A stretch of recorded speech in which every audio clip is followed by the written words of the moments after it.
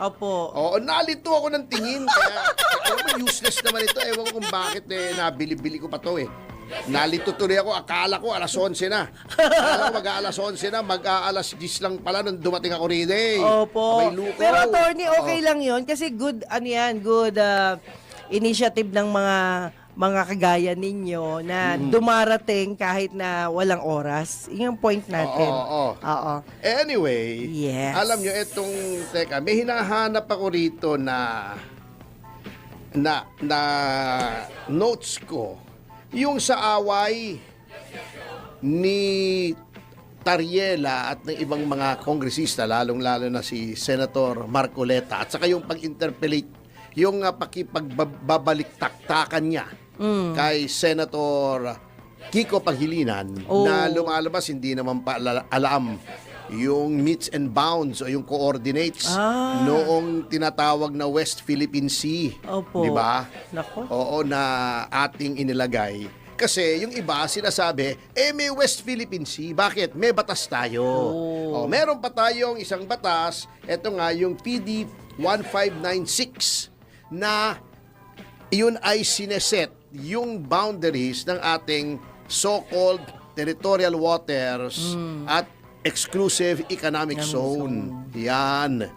At ang sabi nga nung iba, may West Philippine Sea. Ito may batas. Alam nyo po, okay, may batas at masaya tayo na may batas tayong nagdideklara na merong West Philippine Sea. Ngunit, alam nyo po, sa international law, ang international law is based on consent. Hindi po yan parang domestic law. When I say domestic law, yung batas ng isang bansa na enacted by virtue of the sovereign powers of that state na magpapasa o mag-pass ng legislation na effective sa kanyang territorial jurisdiction. Okay? Ang international law po based on consent. Bakit based on consent? Dapat yung ibang bansa ay pumapayag. Ayun. Bakit? Sapagkat you are dealing with sovereign nations. Lahat po yan ay mga estado, mga bansa na may kasarinlan. Hindi mo pwedeng pilitin na sundin niya ng ibang bansa yung batas mo. Ayun. Halimbawa, yung 12 nautical miles na territorial sea. Dati yun, 6 nautical miles lang. Yes. Yung 6 nautical miles, tanggap yon ng karamihan ng bansa. So, naging international law. Yan. Naging 12 nautical miles, tinanggap din ng ibang bansa. Di ba? Opo. Kaya nga may United Nations Conference on the Law of the Sea. Yes. 12 nautical miles, territorial waters. Another 12 nautical miles, di ba? Diniscuss natin yan last week. Opo. Di ba? Opo. Iyon yung extension ng iyong territorial Territory. waters. Hindi mo teritoryo 'yon. Ngunit yun ay may control ka pa rin. And after that, yung exclusive economic zone na iyon po ay at yun ang 200 nautical miles na sinasabi lang from the baseline nung iyong lupa, from the land. Yun ang sukat noon. Okay. Eto. Noong panahon ni Pangulong Marcos, by virtue of his lawmaking powers under Amendment 6 of the 73 Constitution, pwede siyang gumawa ng batas sa pamamagitan ng pag-issue lamang ng presidential decree. Bukod pa to sa legislative powers ng batasang pambansa na noon ang lehislatura under a semi-parliamentary or modified parliamentary system kung saan bagamat may parliament, may parlamento, di ba? Yun ang mambabatas at ang mga miyembro ng parliament lamang ang pwedeng maging miyembro ng executive. Katulad ng mga parliamentary systems ng iba't ibang bansa, katulad ng Germany, ng UK, yan, ng Singapore, etc. Usually, sa lahat ng parliamentary systems, ang head of government ay ang Prime Minister punong ministro. Oh. Pero sa mga hindi nakaabot ng panahon ni Marcos, senior ha, panahon ni Marcos ulit ngayon, junior naman, Junior. ay noon po ang head of government ay ang presidente. Ha? Yes, bukod tangi. Oo, ang head of state lamang ang prime minister. Yan. Baliktad. Sa ibang parliamentary system, the prime minister is the head of government. The president is the head of state. Yes. And there was even a time when Marcos Sr. was both president and prime minister. Prime Minister at the same time. Until nagkaroon ng eleksyon, 1978 yata yon, kung ako hindi nagkakamali. Ako'y hindi nagkakamali. Ako'y tama. Oo. Sabi nga ni Pangulong Marcos noon. Ay nagkaroon ng parliament at nagkaroon ng prime minister. Yan. Sa katauhan nga ni Cesar Virata, di ba? That time, At that time. So yun po ang nangyari. Pero attorney, yung pong West Philippine Sea, kailan ba nag-start yan? Actually, ang naiintindihan ko nung araw, base dun sa mapa, that is China Sea before. Hindi, hanggang ngayon naman there's no such thing sa international law na tinatawag na West Philippine Sea. Yun nga po. Ngayon, kung nakalagay man sa Google Map na West Philippine Sea, sinunod yung batas natin, Google Map, pribado yan, hindi naman source of Sa international law. Although, constant usage may become a source of international law, kailangan matagal pa yan, hindi instant yan. Hindi katulad dito sa atin, pag domestic law, pinasa ngayon ng lehislatura, dinala sa Malacanang, nilagdaan ng Pangulo, unless may nakalagay doon na this law shall be effective, etc., etc. Okay. After publication noon ng batas na yon, effective na yon. Sa international law, hindi po ganon. May tradition sa international law. It's based on consent and tradition. Okay. Ang nakalagay po roon sa ating domestic law nung panahon ni Marcos Sr., yung 1596, ay yung tinatawag na Kalayaan Island Group ay tinuturing natin lamang ng Pilipinas na isang under the archipelagic doctrine ay, di ba ang archipelagic doctrine, ang Pilipinas ay archipelago. Ang sinusunod natin dito, pati sa ating konstitusyon, ay archipelagic doctrine. Ano yung archipelagic doctrine? An archipelago is a group of islands surrounded by water. Yun ang archipelago. Di ba? May 7,100 islands tayo, di ba? Sabi nga ni Lenny Robredo, 1,700 islands na baliktad yata niya. Pinakonti niya. Pero anyway, Ba't walang nag-correct? Meron tayong nasa dulo na tinatawag na Kalayaan Island Group.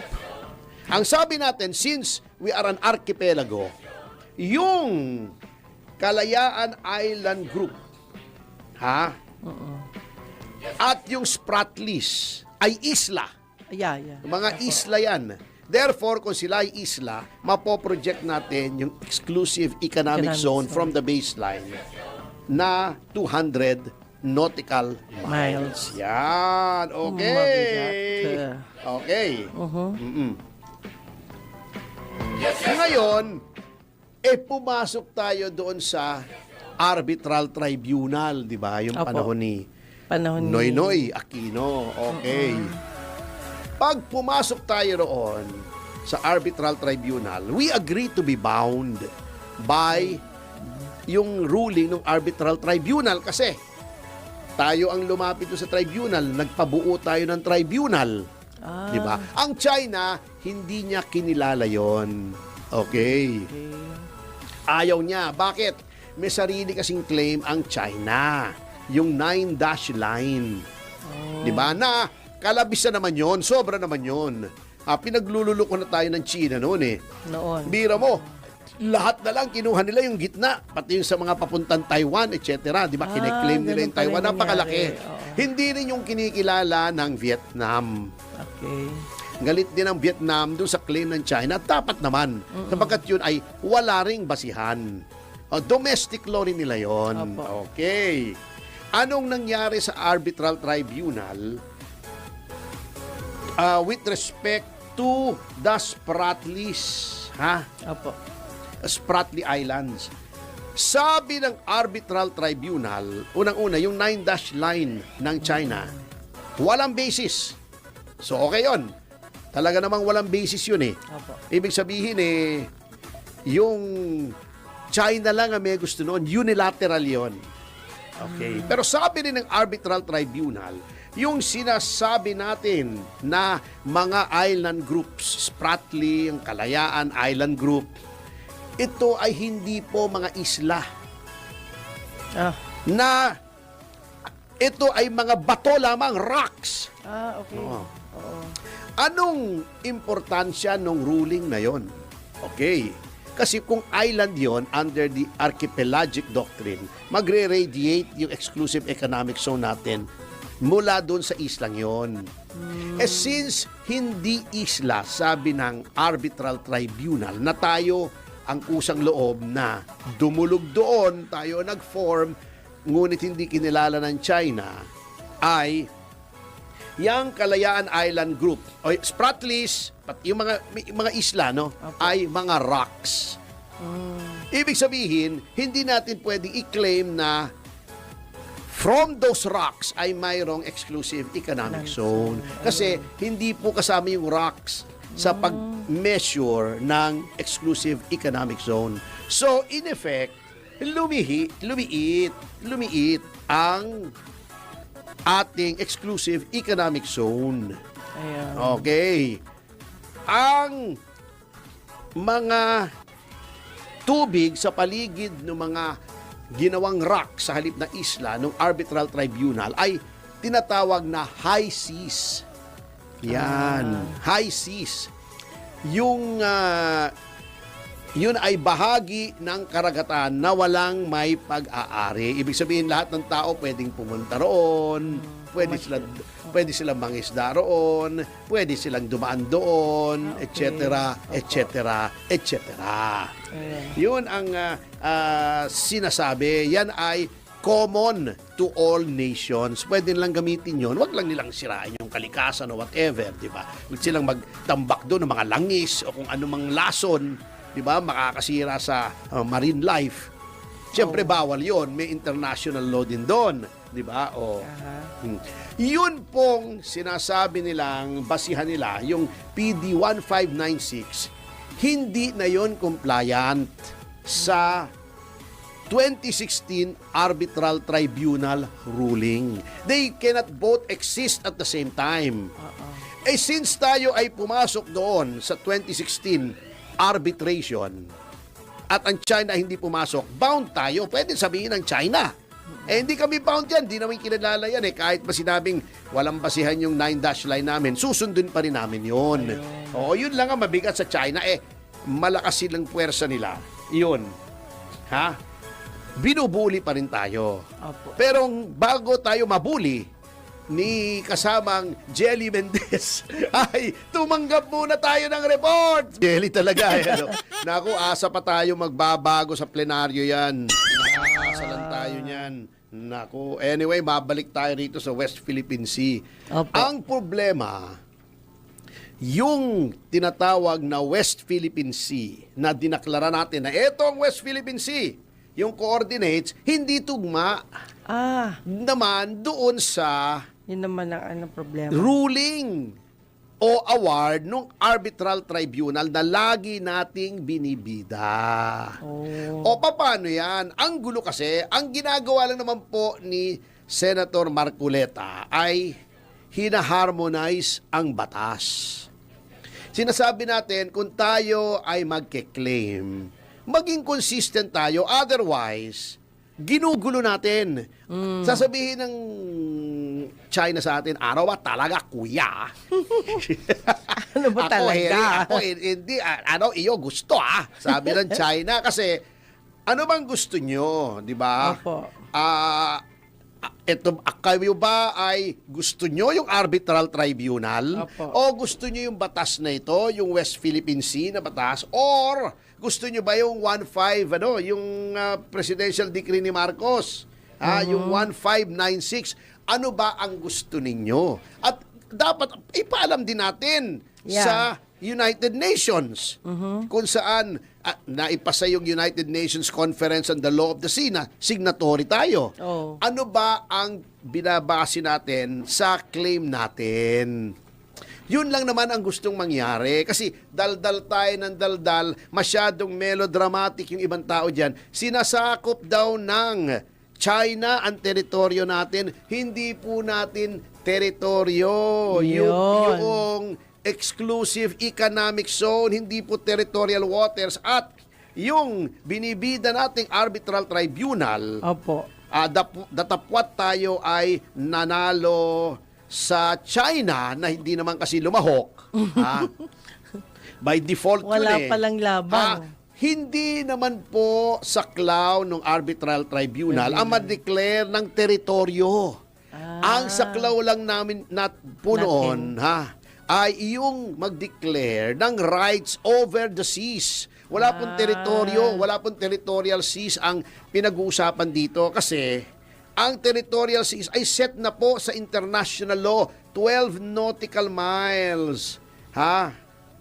Ang saklaw ng territorial seas. Yun ang sinasabi natin. Wala pong dineclare na ito teritoryo ng Pilipinas. Kaya pag pinasok yun, hindi rin tama, hindi rin dapat inaabuso ng China yung exclusive economic zone natin. Kaya nga exclusive Ano bang hindi maintindihan ng China sa exclusive? At hindi rin dapat water cannon, binabangga, tinatakot yung ating mga Coast Guard. So, dyan, wala tayong problema dyan na Mr. Tariela. Ox na ox ako dyan. At yan po ay aking isinulat na at tinalakay na rito na ayaw nating sa pambubuli ng China. Yan, yun ang sinasabi ko. Pero wala pong sinasabi na huwag nating sabihin na yung teritoryo natin ay sinasalakay. Wala pong ganon. Yun po, pag lumapit yun, more than 12 nautical miles mula doon sa low water mark ng Palawan, yun ang invasion. Gera yun. Pati ako, lalahok na dyan kahit eengkang-engkang ang lakad ko. Patayan na kung pinapasok tayo. Yun ang sinasabi ko sa mga taong ito. Pero attorney, paano naman yung pagliligtas naman ng mga Chinese Coast Guard dun sa Philippine Coast Guard nung aksidente? Tama naman yun. At kung merong mangyayari at baliktad naman, mga Chinese naman. Tumulong at palagi naman ko sila. nangyari naman yun Nangyari nga na tumutulong yung Coast Guard natin kasi nasa humanitarian law naman yun. Alaga namang kaya iwanan sila. mong lulutang-lutang yun. Kakainin ng bakit ng pating yung pet nun. Walang buhaya daw Walang dagat yun Wala naman buhaya sa dagat pating. Kabitan ng salaba yung mga itlog noon. Kawawa naman. Makati yun. Di ba? Hindi mo naman pwedeng iwanang lulutang-lutang yun. Okay. So yun ang sinasabi ko. Opo. Territorial sea, ayun, wala namang problema dyan. Talagang set by international law yan. Dati 6 yan, naging 12. After that, yung sinatawag nating contiguous zone, 12 nautical miles ulit. So, after that ay exclusive economic zone na yan. Okay. dapat po si Sir Tariela i-correct ng konti. Hindi kasi lagi naman silang emotional. Yun naman ang problema sa kanila. Okay lang maging makabayan ka pero wag mong ititwist yung batas. Ayun. Paintindi mo yung totoo sa ating mga kababayan so they can make an informed decision. Ayun. Yan. Territorial waters, talagang hindi pwedeng pasukin yan. Opo. Gulo yan. Etong contiguous zone, ang pwedeng gawin dyan ay pwede tayong mag-interdict kung may mga smuggler, kasi violation ng customs, kung may nagtatambak ng basura kahit wala sa teritoryo natin, pwedeng pumunta yung Coast Guard natin, pigilin natin, hoy, ba't kayo nagtatambak ng basura dyan, o yung mga radioactive, o kung ano-ano. May limited control pa rin tayo sa exclusive economic zone naman. Siyempre, under UNCLOS, iyan, yung may control tayo sa lahat ng mga biyayang dagat dyan. Ayun, yun. Pangingisda, pagmimina, at yung mga ganon. Opo. Pagkukuha ng mga seaweed o may mga treasures dyan, atin yun. Opo. Yun ang sinasabi ko. Ang problema nga kasi ay yung 9-dash line ng China ay sumasaklaw doon sa exclusive economic zone natin. Actually, in very simple terms, yun ang pagtatalo. Yung 9-dash line, sumasaklaw doon sa exclusive economic zone natin. Yun ang punot dulo ng gulo.